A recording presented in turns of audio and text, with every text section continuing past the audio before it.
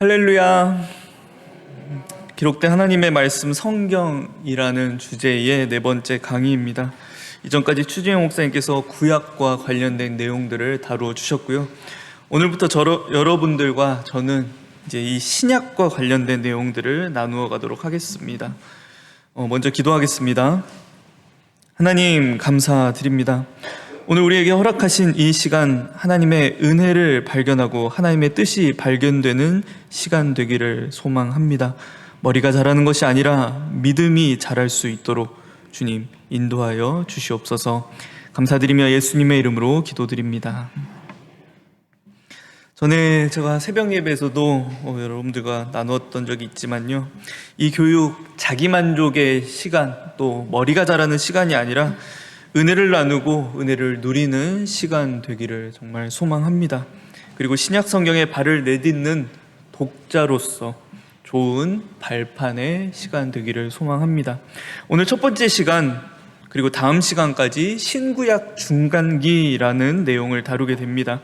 신구약 중간기, 담임 목사님께서도 몇 번 설교 중에 언급은 해주셨지만요, 우리가 흔히 들어본 말은 아닙니다. 우리가 가지고 있는 성경에 포함되어 있는 내용이 아니기 때문입니다. 여러분들이 가지고 계신 스크립트의 첫 번째 페이지, 지금 이제 표지 말고요, 그 다음 페이지를 한번 보도록 하겠습니다.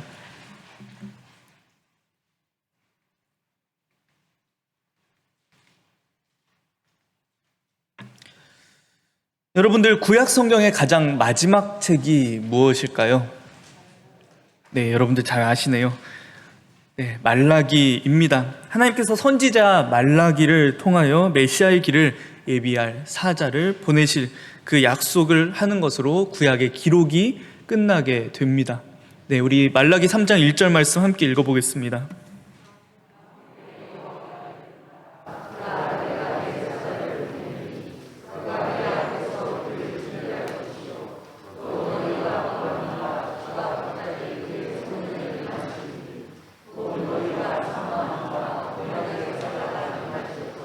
곧 너희가 사모하는 바 언약의 사자가 임하실 것이라는 그 말씀으로 구약을 문을 닫게 하십니다.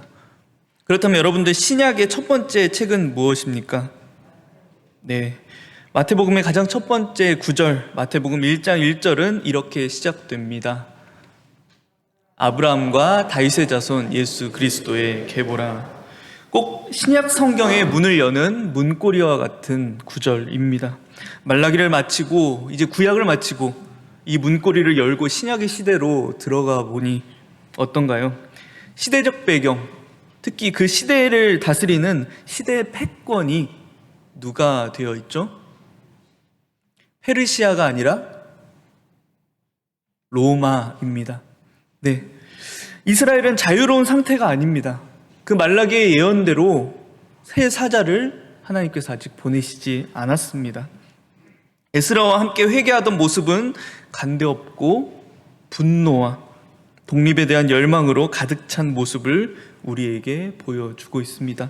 특히 구약에서는 왕과 제사장, 선지자로 돌아가던 이스라엘 사회가 구약에서는 전혀 찾아볼 수 없었던 총독, 헤롯 왕조, 사내들인 공의회라는 특이한 정치 구조 체계로 돌아가게 됩니다. 보이지 않는 표현들, 보이지 않는 사람들이 등장하게 되죠.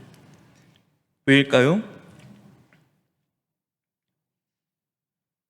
실제적으로 이 구약의 마지막 책인 말라기에서 신약의 첫 번째 책인 이 마태복음이라는 이 사이에는 400년이라는 시간의 차이가 있기 때문입니다. 오늘 담임 목사님께서 설교 중에 말씀을 해주셨죠. 여러분들, 지금 우리가 사는 이 시간, 2022년도에서 400년 전 한반도 땅에서는 어떤 일이 있었을까요? 1622년입니다. 어떤 시대죠? 네, 조선시대죠. 명나라와 후금 사이에 전쟁이 있었고요, 명나라의 속국이었던 조선은 선택을 해야 했습니다. 이 당시 조선의 군주가 광해군입니다. 그래서 이 광해군은 명나라를 위해 군사를 보내면서 동시에 후금에게는 친서를 보내는 그런 역사, 우리가 국사에서 광해군의 중립 외교라는 부분을 배워서 알고 있습니다. 이것을 빌미로 인조반정이 일어나게 되고요.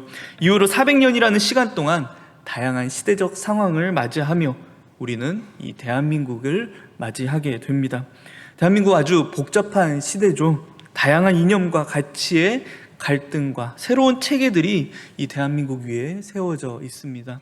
우리가 이 시대를 이해하기 위해서 이전의 역사를 조금 돌아보게 되죠. 마찬가지입니다.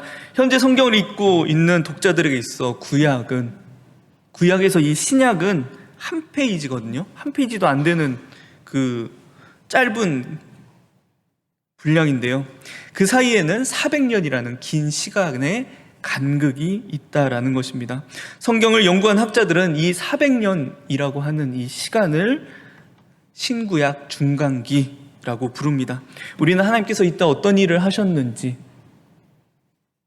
성경에 기록되어 있지 않기 때문에 우리는 알 수 없습니다. 그래서 어떤 이들은 이 시기를 하나님의 침묵기 또는 공백기라고도 이야기합니다. 그런데 정말 그럴까요? 오늘 우리는 그리고 이 다음 시간을 통하여서 하나님께서 침묵하셨던 것 같은 이 역사 속에 어떤 일이 있었는지를 좀 살펴보고자 합니다. 이 400년이라는 시간을 좀 다 다루려면요, 사실 일주일도 모자라거든요. 그래서 최대한 압축해서 중요한 부분만 나누겠습니다. 근데 오늘 우리가 그 다니엘서 8장을 나누시면서 담임 목사님께서 그 역사적인 배경을 말씀해 주셨잖아요. 그게 오늘 이 강의의 내용의 대부분 차지하고 있는 내용입니다. 여러분들 다시 리마인드 하신다라는 생각을 하시고 여러분들 살펴보시기 바랍니다. 성경에 기록된 내용이 없기 때문에 역사적인 배경들을 살펴볼 거고요. 그 속에서 이스라엘 상황도 같이 살펴보도록 하겠습니다. 우리 스크립트로 두 번째 페이지를 한번 보도록 하겠습니다. 신구약 중간기 급변하는 시대 속의 이스라엘이라는 제목입니다. 스크립트에는 두 축이 되어 있죠. 말라기 이후부터 마태복음 이전까지 우리가 일반적으로 알고 있는 역사, 특히 세계사의 흐름을 제가 기록을 해두었고요. 또 한 축에는 그 역사 속에서 이스라엘이 겪게 되는 그 상황들을 기록해 두었습니다. 제가 보여드리는 PPT는 이 상황들이 벌어지는 공간적인 배경이라고 생각하시면 됩니다. 지도를 중심으로 보게 될 거고요. 여러분들 이것을 보시면은 이 별 모양 있죠? 이게 바로 이스라엘 그 지역임을 생각하시고 들으시기 바랍니다. 그냥 여러분들 편하게 옛날 이야기 잠깐 듣는다라고 생각하시고 편하게 들으시면 될 것 같습니다. 우리 구약의 마지막 부분의 역사를 어떻게 기억하고 있습니까? 바벨론의 포로로 잡혀갔던 이스라엘 백성들, 유대인들이 바벨론을 정복한 바사, 우리 페르시아의 이 고레스로 인하여 이스라엘에 돌아오게 되는 상황입니다. 70년의 포로기를 마치고 돌아오게 될 것이라는 예레미야와 다니엘, 또 많은 선지자들의 예언대로 유대인들은 그렇게 그립고 그리워하던 팔레스타인 지역으로 돌아오게 됩니다. 여기 지도에 표시된 그룹은 이 나라가 정복했던 나라들을 표시한 겁니다. 스룹바벨을 통해서 1차 귀환이 이루어지게 되고요. 귀환 후에 20년 만에 무너졌던 성전을 재건하게 됩니다. 후에 에스라와 느헤미야를 통하여 추가적인 귀환이 이루어졌죠. 이 당시 페르시아의 역사적, 그 세계사적 상황은 어땠을까요? 팔레스타인을 비롯한 소아시아, 또 이집트, 멀게는 인도의 북부 지역까지 정복했던 페르시아는 그것에 만족하지 못하고 유럽 지역을 넘보게 됩니다. 그 관문에는 그리스가 있었죠. 그리고 오늘 담임 목사님께서 말씀하셨던 것처럼 페르시아는 다리우스 1세와 크세르크세스, 성경에는 아수에로로 기록된 왕들을 중심으로 그리스 원정이 이루어지게 됩니다. 결과가 어떻게 되었다고 말씀하셨죠? 세계사에서 참 유명한 마라톤 전투와 살라미스 해전에서 페르시아는 그리스에게 대패를 하게 됩니다. 이때부터 페르시아의 국력이 기울기 시작하게 되는 거죠. 그렇게 페르시아가 기우는 사이 마케도니아 지역에서는 우리 목사님께서 말씀하셨던 알렉산드로스라는 인물이 등장합니다. 우리에게는 알렉산더 대왕으로 잘 알려진 인물이죠. 그 마케도니아 지역에 한 왕이 일어나 이 강력한 팔랑크스 전술 앞에 거대했던 페르시아 제국이 무너지게 됩니다. 페르시아가 정복했던 대부분의 땅, 이제 이 알렉산더의 손에 들어가게 되는 거고요. 그로 인해 헬라 제국이 세워지게 됩니다. 특히 통일된 하나의 제국을 꿈꿨던 알렉산더는 자신이 정복했던 모든 땅에 동일한 언어와 문화를 심는 작업을 하기 시작합니다. 그래서 헬라어, 그리스어가 이 정복한 지역의 공용 언어가 되는 거고요. 특히 서방의 철학과 동양의 오리엔탈 정신이 융합한, 발음하기도 힘든데요. 헬레니즘 문화가 정복된 그 모든 지역에 퍼져나가기 시작합니다. 헬레니즘에 대해서는 다양한 의미를 사람들이 이야기하는데요. 쉽게 말하면 이전에 신 중심의 세계관 안에 인간의 영역이 커지게 되는 것입니다.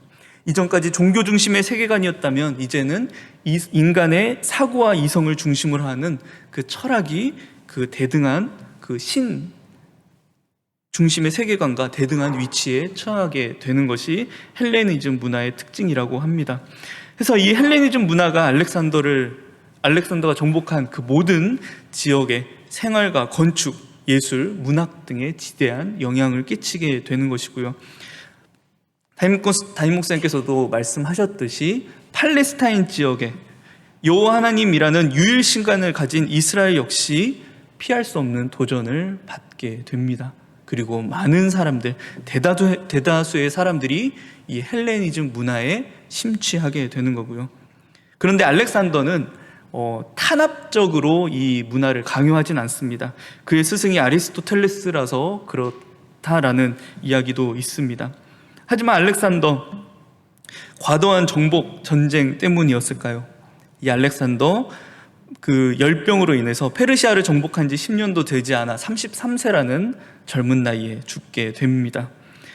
그에게는 자녀가 없었기 때문에 그 부하 장수들, 해서 목사님께서 말씀하셨던 것처럼 4개의 제국으로 나누어져 이 헬라 제국이 통치됩니다.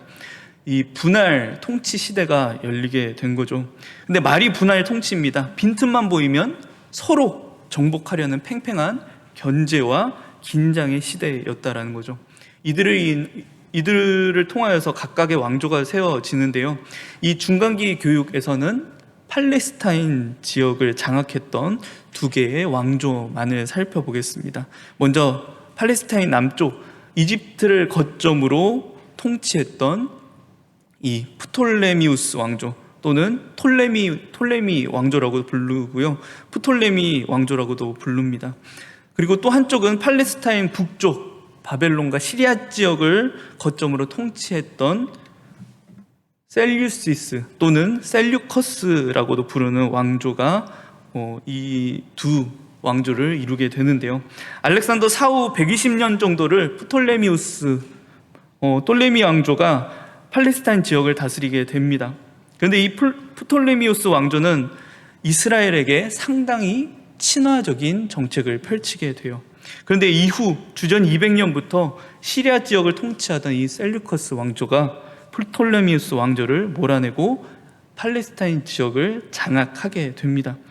셀류커스 왕조는 프톨레미우스 왕조와 다르게 정복지에 굉장한 폭정을 일삼게 됩니다. 이 폭정과 관련해 이제 등장하게 되는 나라, 목사님께서 말씀하셨던 것처럼 로마입니다. 이 헬라 제국이 분할되어 서로 견제하는 데 에너지를 쓰는 동안 로마가 급격하게 성장하게 되는 것입니다. 특히 3차에 걸친 카르타고와의 전쟁, 우리 포에니 전쟁이라는 세계사 속에서 배웠던 유명한 전쟁이 있습니다. 특히 한니발 장군이 알프스 산맥을 넘어 이탈리아 반도를 공격했던 2차 포에니 전쟁은 우리에게도 잘 알려져 있는 역사적인 사건입니다.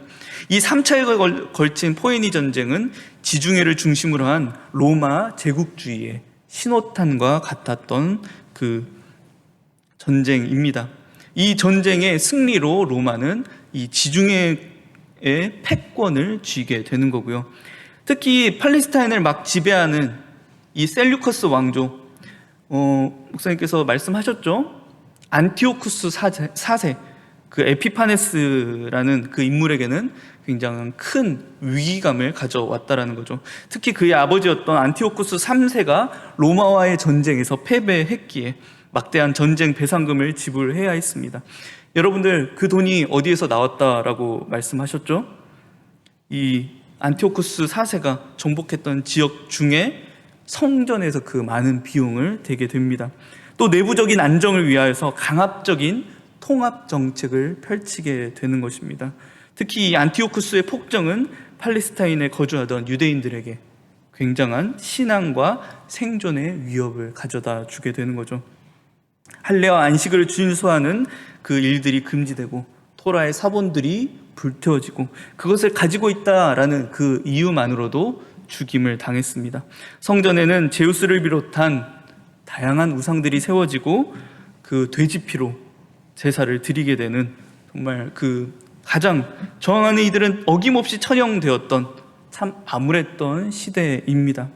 무엇보다도 이 프톨레미우스 왕조와 셀류커스 왕조가 연속해서 통치하던 이 시기에 이스라엘은 정치적으로, 종교적으로 굉장한 혼란과 변화를 겪게 됩니다. 여러분들, 이 상황을 여러분들 다음 시간에 제가 더 자세하게 나눌 텐데요. 이 상황을 좀 이해하고 계시면 좋을 것 같습니다. 가장 특징적으로 말씀드릴 수 있는 것은 이스라엘 종교 시스템이 정치적 상황에 의해 좌지우지되기 시작했다는 것입니다. 말라기 이전까지, 그래도 구약 시대까지는 그래도 종교에 의해 모든 사회가 운영되고 정치적 결정이 이루어졌다면요, 이제 완전히 반대의 모습이 되게 됩니다. 특히 이스라엘 종교의 중심에 있던 대제사장이 각 왕조, 톨레미 왕조와 셀류시스 왕조 통치에 따라 정해지고 세워진다라는 겁니다. 율법과 혈통을 따라 세워지던 대제사장과 제사장들이 세상 권력에 세워지는 상황, 이것만 보더라도 이미 이스라엘은 하나님 백성으로서의 정체성을 상실해버린 상황이라는 거죠. 하지만 이스라엘이 어떤 나라입니까? 바벨론의 포로로 잡혀갔음에도 신앙과 민족성을 어떻게든 지켜냈던 사람들입니다. 이 같은 상황에 저항했던 이들이 있다라는 것이죠. 이 안티오쿠스 4세의 이 폭정 가운데 주전 167년이라고도 이야기하고요, 이 한 겨울에 한 사건이 벌어지게 됩니다. 이 안티오쿠스 4세의 명령으로 성전에서 제우스를 제사하고 돼지피로 제물을 바치는 사건이 일어납니다. 그리고 팔레스타인 전역에 이 제사를 강요하게 되는 겁니다. 정말 신앙과 죽음 사이를 결정해야 하는 그 이스라엘의 상황, 이 같은 상황 속에서 예루살렘 북쪽 모데인 지역의 제사장이었던 마타티아스 또는 마따디아라고 하는 한 제사장의 마음속에 거룩한 분노가 생기게 됩니다. 그는 안티오쿠스 4세의 명령대로 잘못된 방법으로 제사를 드렸던 유대인들과 또 그 명령을 전달하던 왕의 사신을 죽임으로써 이 불의한 폭정에 들고 일어나게 되는 겁니다. 이 사건을 저지른 마타티아스는 자신의 5 아들들을 이끌고 광야로 피신하게 됩니다. 그리고 그곳에서 헬라 정부에 오래전부터 꾸준히 저항하던 소수의 유대인들, 하시딤이라고 부르는, 자신들을 거룩한 자들이라고 불렀던 그 소수의 그룹과 함께 본격적인 전쟁에 돌입하게 돼요.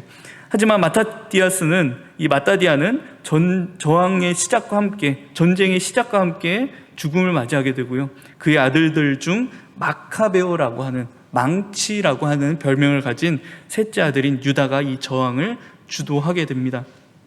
전쟁이라고 해봤자 그 광야에서 게릴라 전투인데요, 이 유다 마카베오를 중심으로 많은 승리를 거두게 됩니다. 이후 이스라엘이 셀류커스 왕조로 독립하게 되는 주전 141년까지 저항이 이루어졌고요, 이 저항의 기간을 마카베오 전쟁 또는 마카비 전쟁이라고 이야기합니다.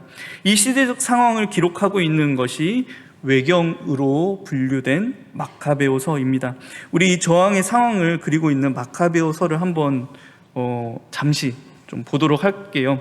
마카베오상 2장 23절부터 28절까지를 제가 여러분들에게 읽어드리겠습니다. 여러분들 이거 성경 아니니까 여러분들 헷갈리지 마시기 바랍니다. 제가 역사적 상황을 살펴보기 위해 자료로 사용하는 겁니다.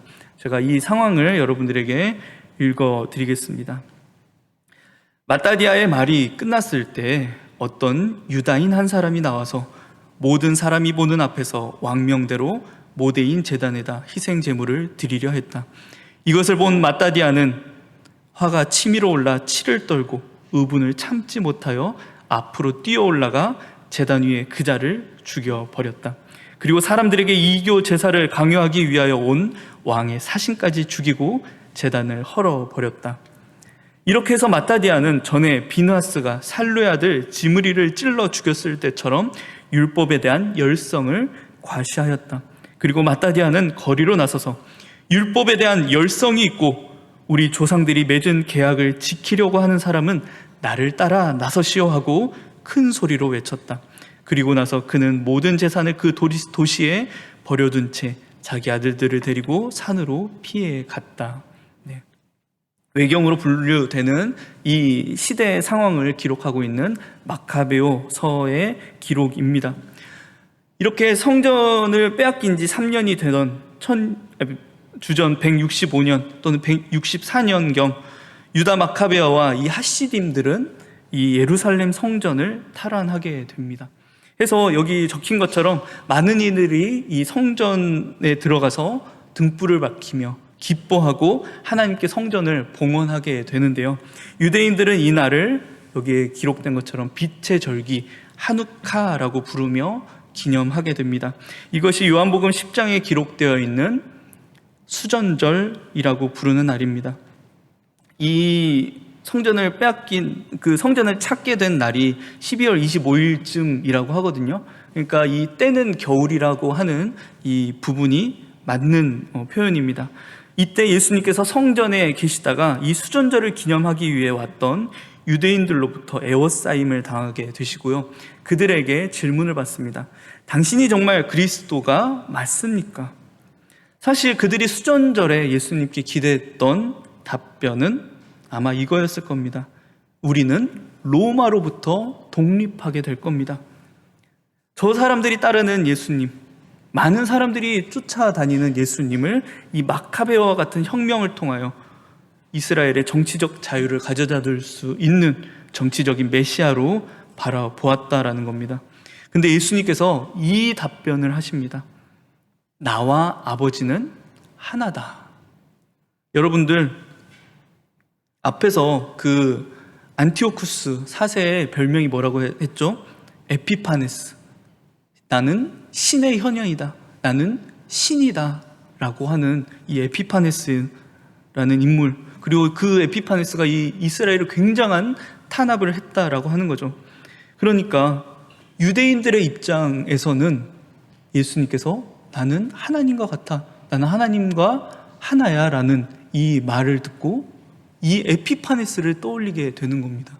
그러니까 유대인들이 왜 그렇게 예수님께서 나는 하나님과 하나야, 난 하나님의 아들이야 라고 하는 부분을 신성모독이라고 이야기하면서 정말 입에 거품을 물면서 예수님을 돌로 치고자 하잖아요. 그러니까 이 배경에는 굉장히 민족주의적인 관점이 들어있는 것입니다. 이 수전절 마카비 전쟁을 배경으로 하는 부분입니다. 그런데 하나님은 왜 이 마카베오서를, 이 마카베오의 사건을 정경에 포함시키지 않으셨을까요? 우리가 읽는 성경을 정경이라고 합니다. 물론 역사적 관점에서 이 마카비 전쟁은 참고할 만한 내용이기는 한데요. 그런데 구속사적 관점, 복음의 관점에서는 사실 다루지 않아도 되는 내용이라는 것입니다. 신약을 읽는 우리에게는 예수님께서 단순히 성전을 회복하고 이스라엘 나라를 정치적으로 회복시킬 그런 정치적인 메시아가 아니기 때문입니다. 예수님께서는 구약에서부터 준비되어 온 인류를 위한 구원과 이 땅에 임하실 하나님 나라의 왕으로 오신 분이십니다. 믿으십니까? 여러분들 다시 역사로 돌아오겠습니다. 근데 이러한 노력에도 불구하고요, 셀류쿠스 왕조의 지배는 이 성전을 되찾은 20년이 지난 후에야 이 이스라엘 나라에서 완전하게 사라지게 됩니다. 주전 141년경입니다. 이때가 유대의 독립과 자치의 시기가 찾아오게 되고요. 그런데 마카베오는 전쟁 중에 사망합니다. 그의 형 시몬과 그의 후손들이 이스라엘을 80년간 통치하게 됩니다. 이 시기의 왕조를 바로 하스모니안 왕조라고 부르게 됩니다. 유대인들은 이 시기를 평화의 시기라고 이야기하는데요. 근데 이 왕조가 그들의 조상이었던 맏다디아나 유다 마카베와 같은 믿음과 헌신으로 나라를 다스리지 않았다라는 것입니다. 특히 유다 마카베오의 형 시몬을 시작으로요, 이 팔레스타인 지역에 로마의 손길이 뻗치기 시작합니다. 하스모니안 왕조의 왕들은 그래도 여전히 위협이었던 이 셀류시스 왕조를 견제하기 위해 로마와 동맹을 맺게 되는 겁니다. 또한 권력을 얻기 위한 이 하스모니안 왕과 안에서의 갈등은요, 주전 63년 로마 폼페이우스 장군이 예루살렘에 입성하게 되는 결과를 낳게 되는 것입니다. 그러니까 외부 세력을 끌어들여서 권력을 각자가 잡아보려고 했는데 결국은 그 외부 세력으로부터 정복을 당하게 되는 거죠. 폼페이우스는 로마에 굉장히 친화적이었던 이두메 에돔 사람 안티파테르로 하여금 팔레스타인 지역을 다스리게 했고요. 주전 40년 그의 아들 헤롯이 이스라엘을 다스리는 우리식으로 이야기하면 지방자치단체의 장으로서 왕의 권력을 가지게 됩니다. 이때부터 헤롯 왕조가 이 팔레스타인 지역을 다스리게 됩니다. 로마에 의해 첫 왕으로 세워진 헤롯이 헤롯 대왕으로 불리는 인물이고요. 성경에서는 헤롯 성전을 지은 인물이자 예수님의 탄생과도 관련된 인물이기도 합니다. 근데 로마가 이 정복한 나라들을 효율적으로 좀 다스리기 위해서 선택했던 방법이 바로 서로 견제하게 하는 일입니다. 사실 로마 사회 자체가 그런 시스템으로 유지되었던 국가였어요. 여러분들 삼두 정치라는 말을 들어보셨을지 모르겠는데요. 로마는 하나의 황제에 의해 다스려졌던 국가가 아니라 정복한 지역을 힘 있는 세력이 각자 다스리며 서로 견제하는 그런 정치 체제로 오랜 시간 발전해 왔습니다. 하나의 권력에 힘이 집중되어 있으면 그 권력에 문제가 발생되었을 때 막을 방법이 없으니까요. 또 정복한 지역에 한 힘을 몰아주면 또 큰 반란을 일으킬 수도 있기 때문에, 그래서 이 헤롯 대왕 이후로 유대 지역을 4개로 나누어 통치하는 분봉왕 제도가 시작됩니다. 여기에 이들을 감시하는 행정관인 로마의 총독이 파견되게 되는 것이고요. 또한 로마는 이 하스모니안 왕조 안에 있었던 이 권력의 그 갈등과 분열의 과정을 살펴보면서요, 이것을 효율적으로 사용할 수 있겠다라고 생각했습니다. 그래서 사용 사법기구가 우리가 성경에서 공회라고 이야기하는 산헤드린입니다. 그 안에는 대제사장, 제사장을 지지하는 무리, 또 회중을 중심으로 활동하는 무리들을 섞어 놓아서 서로 견제하게 하는 겁니다. 그러니까 여러분들, 신약에 등장하는 유대인 종교의 중심이라고 여겨졌던 이 공회, 산헤드린 공회가 하나님이 아니라, 율법에 의해서가 아니라 로마에 의해 세워진 사법기구라는 것입니다. 이 내용은 이제 다음 시간에 우리가 더 자세하게 나눠보도록 하겠습니다. 이러한 상황 속에서 로마에서는 이 2차 삼두 정치를 그 정치의 중심이던 옥타비아누스라고 하죠. 그러니까 이집트의 클레오파트라와 결합하여 자신과 경쟁하던 안토니우스를 최종 제거함으로써 모든 정적을 제거한 옥타비아누스는 성경에서 우리 가이사 아구스도라고 불렸죠. 카이사르 아우구스투스, 그가 로마 제국의 시대, 즉 팍스 로마나의 시대를 열게 되는 겁니다. 이 시대의 유대인들은 어땠을까요? 하스모니안 왕조에 의해 성전을 되찾게 되고요. 지도를 보면 다윗과 솔로몬 시대의 영토를 대부분 회복하게 됩니다. 이 모습을 지켜보며 하나님께서 선지자들을 통하여 약속하셨던 회복이 임하는 것처럼 아마 느껴졌을 겁니다. 그런데 얼마 되지 않아 로마로 인하여 그 기대가 완전히 또 무너지게 된다는 거죠. 이스라엘의 종교적, 정치적인 상황은 꼬일 대로 꼬이게 됩니다. 구약 신앙의 중심이었던 대제사장은 이미 로마 권력의 지팡이가 되어 있고요. 다윗 왕조가 아닌 에돔 왕조가 자신들을 다스리고 있어요. 참 복잡한 상황이죠. 그러니 절망 속에서 또 다른 소망을 찾게 되는 것입니다. 이 복합적이고 참 참 폭풍 같은 이 복잡한 상황 속에서 아브라함과 다윗의 핏줄에서 난 한 아기의 울음소리가 구유에서 울려 퍼지게 되는 것이고요. 여러분들, 역사에 놓인 하나님의 백성이라고 이야기되는 이스라엘의 상황을 바라보면요, 정말 하나님께서 침묵하시는 것처럼 느껴집니다. 물론 앞에서 나누었던 것처럼 구약의 그 예언들이 이루어지는 상황이긴 한데요, 말라기 선지자 이후 구약의 기록이 끝이 나게 되고 어떤 누구의 외침도 나오지 않습니다. 특히 구약 예언서, 다니엘서와 같은 묵시적 내용의 예언들을 역사와 비교해 볼 수 있겠죠. 그런데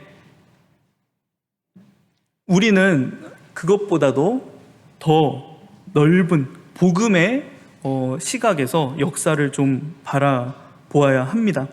여러분들, 하나님께서 과연 이 시기에 조용하셨을까? 침묵하셨을까? 아무것도 하지 않으셨을까? 근데 역사를 살펴보게 되면 복음을 준비하셨던 하나님의 손길을 느끼게 되는 겁니다. 여러분들, 제가 나눠드린 스크립트의 이제 마지막 장을 봐주시기 바랍니다. 여러분들, 1번의 제목이 있죠. 우리 1번 제목을 함께 읽어볼까요? 네, 언어의 통일. 하나님은 언어를 통일시키셨습니다. 누구를 통해서요? 알렉산더를 통하여서. 알렉산더가 굉장히 광활한 지역을 점령하면서 시행했던 정책, 통합정책, 특히 헬라어, 그리스어를 공용어로 사용하게 됩니다. 이후 로마 제국도요, 특별히 자신들의 언어를 가르치지 않아도 이미 훌륭한 언어가 세워져 있기 때문에 효율적인 통제를 위해 굳이 통용되는 언어를 바꾸지 않고 헬라어를 그대로 통용어, 공용어로 사용했습니다. 초기 복음이 전파되고 교회가 세워지는 곳에서 사용되는 모든 언어가 하나로 통일되어 있으니까요, 복음 전하는 일이 어려운 일이 아니게 되는 거죠. 바울이 선교했던 지역, 소아시아 지역, 마케도니아, 그리스, 또 로마, 스페인까지라고도 이야기되죠. 각 지역의 언어를 각각 습득해야 하는 수고가 덜어지게 되는 것입니다. 오늘날 미 전도 지역은 영어권이 아닌 경우가 많아요. 그래서 선교사들은 각 지역의 언어를 습득해야 하고요, 그 나라의 문화를 습득해야 합니다. 근데 바울 시대, 복음이 이제 막 세워지고 교회가 막 이제 세워지기 시작한 이 시기에는 언어가 하나로 통합되어 있고 문화가 하나로 통합되어 있으니까 이 시대의 배경으로 태어난 바울은 아주 효과적으로, 효율적으로 복음을 전할 수 있었던 것입니다. 우리 두 번째 제목도 함께 읽어보겠습니다. 우리 전에 구약 추재영 목사님 통해서 구약이 어떻게 발전해 왔다라고 합니까? 유대인들에게는 구약이라는 개념이 없죠. 구약은 철저하게 신약을 가지고 있는 이 시대의 그리스도인들에게 있는 개념입니다. 유대인들에게 성경은 무엇입니까? 토라와 네비임과 케투빔, 모세의 율법과 선지자의 글과 시편, 우리 타나크라는 개념을 배웠죠. 유대인의 경전입니다. 오직 히브리어를 읽고 쓸 수 있는 사람들만 읽을 수 있었던 한 민족의 경전이 바로 이 타나크였습니다. 유대인이 아닌 사람들, 특히 히브리어를 공부하지 않았던 이들은 읽을 수 없었던 책입니다. 그런데 무슨 일이 일어나게 되는 거죠? 우리 앞에서 팔레스타인을 지역을 다스렸던 헬라 제국의 왕족 가운데 프톨레미우스, 똘레미 왕조가 있다라고 이야기했는데요. 지금 이집트의 수도는 카이로인데 이 당시의 수도는 현재 알렉산드리아, 과거 이 프톨레미우스 왕조의 수도는 알렉산드리아였습니다. 지금은 존재하진 않지만 이 알렉산드리아에서는요, 세계에서 가장 큰 도서관이 있었다라고 합니다. 프톨레미우스 왕조의 후원으로 많은 서적들이 헬라어로 번역이 되기 시작합니다. 이때 유대인의 경전 타나크도 헬라어로 번역이 되는 거죠. 바로 우리가 전에 추 목사님을 통해서 배웠던 70인역의 탄생이었습니다. 특히 신약 성경 헬라어로 기록되어 있죠. 신약 성경을 기록하던 기자들에게는 이 70인역이 구약을 인용하는 아주 중요한 자료가 되었다라고 합니다. 헬라 문화권의 성도들은 무리 없이 구약 성경을 접하게 되는 거고요. 70인역의 의로의 번역은 유대인의 경전 타나크가 구약이 될 수 있는, 또 신약의 발판이 되어 주었던 것입니다. 우리 이제 마지막 제목을 함께 읽어보겠습니다. 네, 여러분들, 모든 길은 로마로 통한다. 이 문장 여러분들 들어보셨을 겁니다. 로마가 성장하고 또 주변 나라를 효율적으로 정복하기 위해 이 로마가 세웠던, 건설했던 것이 바로 가장 우선적으로 건설했던 것이 도로였습니다. 로마를 중심으로요, 거의 8만 킬로에 이르는 그 도로가 건설되었다라고 해요. 그리고 30개 도시가 이 도로에 의해서 이어졌다라고 합니다.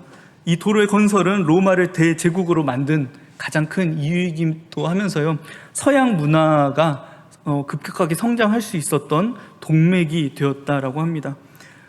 여러분들 지금 사진을 보시면요, 바울의 고향인 다소 지역에 깔렸던 로마의 도로라고 합니다. 그러니까 벌써 2000년 전, 거의 2500년 전에 만들어졌던 도로인데 지금까지 남아 있다라고 하는 거예요. 그러니까 얼마나 정교하게 만들어지고 튼튼하게 만들어졌습니까?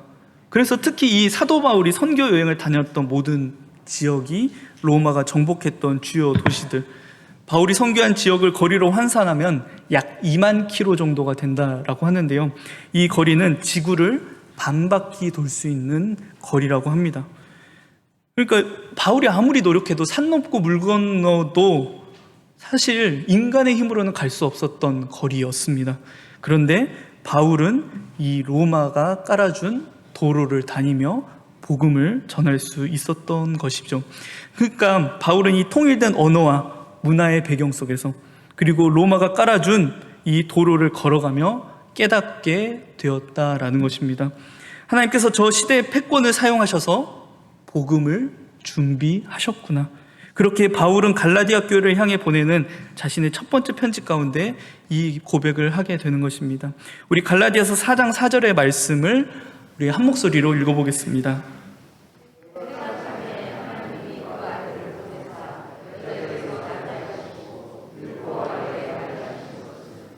이것이 우리 그리스도인들이 역사를 바라보는 관점입니다. 모든 것이 우연의 산물, 갑자기 우연찮게 일어난 일들이 아니라 이 땅을 다스리시는 만왕의 왕이신 여호와 하나님의 주권과 섭리가 이루어지고 있음을 우리는 모든 역사 가운데 믿음으로 고백해야 하는 것입니다. 우리가 앞서 살펴봤던 그 역사들은요, 그 시대의 패권을 페르시아로, 헬라 제국으로, 로마 제국으로 이야기합니다. 그런데 그들은 그저 복음을 위한 하나의 도구였을 뿐이라는 것입니다. 신구약 중간기는요, 시대의 강자들에 의해 주도되었던 역사가 아니라요, 하나님께서 침묵하셨던 공백기가 아니라요, 하나님께서 복음을 준비하셨던 복음의 준비기였다라는 것입니다. 믿으십니까? 저와 여러분들, 우리가 살고 있는 이 시대도 마찬가지입니다. 우리는 이 시대의 패권을, 이 시대의 강대국을 미국이라고 말하죠. 또는 러시아라고도 말하고요, 중국이라고도 말합니다. 하지만 우리 그리스도인들은 믿음으로 고백해야 하는 거죠. 지금 이 순간도 이 시대의 그 강대국들을 사용하셔서 하나님의 그 나라를 이루실, 하나님의 그 때를 이루실 도구로 그들을 사용하고 있음을 우리는 믿음으로 고백해야 하는 것입니다. 지금 하나님은 준비하고 계십니다. 예수 그리스도의 다시 오심으로 이루어내실, 완성해내실 구원, 그리고 이 땅에 임하게 하실 그 하나님의 나라를 준비하고 계십니다. 우리는 그때가 오고 있음을 믿음의 눈으로 바라보며 시인하고 회개함으로 기름 준비해야 한다라는 것입니다. 우리 바울이 디모데에게 보내는 편지를 함께 읽으면서 오늘 이 교육을 마치도록 하겠습니다.